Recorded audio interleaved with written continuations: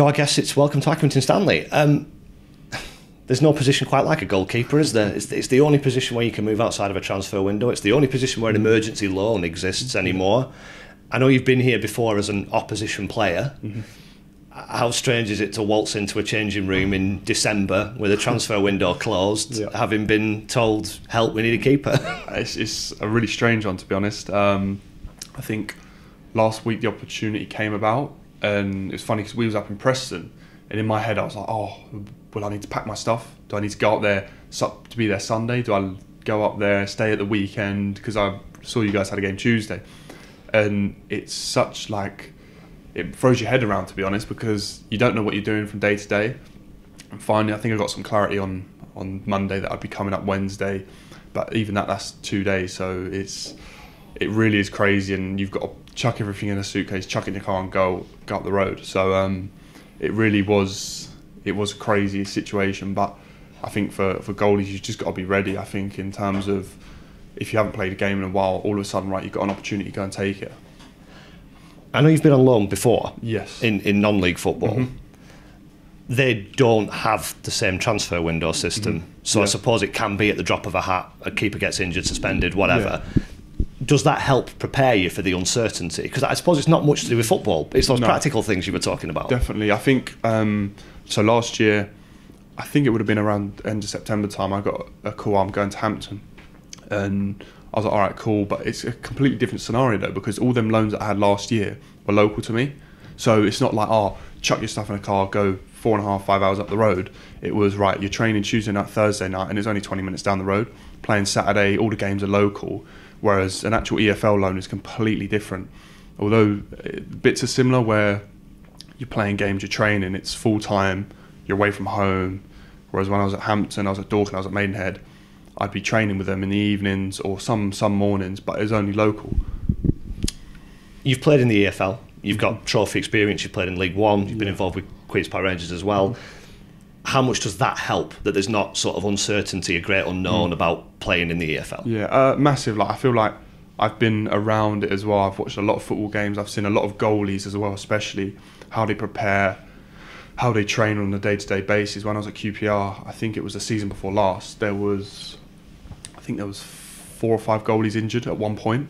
So we had David Marshall came in, Kieran Westwood came in, and seeing different goalies is massive, like, to me, and see how they prepare for games, because a lot of them have played upwards of 500 games, played for their national team, and it really, you try and take their sort of experiences and watch it yourself. Even Asmir at the moment, who's at the club, Asmir Jord, we had a great group there, and they're just brilliant, and getting to watch them every day, how they approach games, how they approach training is massive. Do you think goalkeepers are more open to sharing stuff? With this goalkeepers union thing, you're obviously only competing for one place, but do you think it's a kind of healthy, they're prepared to pass those things on to younger keepers? I believe so, to be honest. From my experiences and the goalies that I've trained with and met, there's never once been a bad egg, and I think that's what's so healthy and so good about a goalkeepers sort of union. Everyone wants to benefit everyone, like everyone's been in the same position, and you see a goalie make mistake, everyone will say slander him, etc. But in my head, I've been there before, and I know what that feeling is like. There's no worse feeling. So yeah, I think passing on as much knowledge as you can to younger goalies, especially like the senior ones. Like, I've had so many conversations with older goalkeepers when I was at Gillingham with Jack Bonham, to when I was at been at QPR with Seni Dieng and Asmir Begovic, Jordan. Like, all them guys have passed me on brilliant knowledge.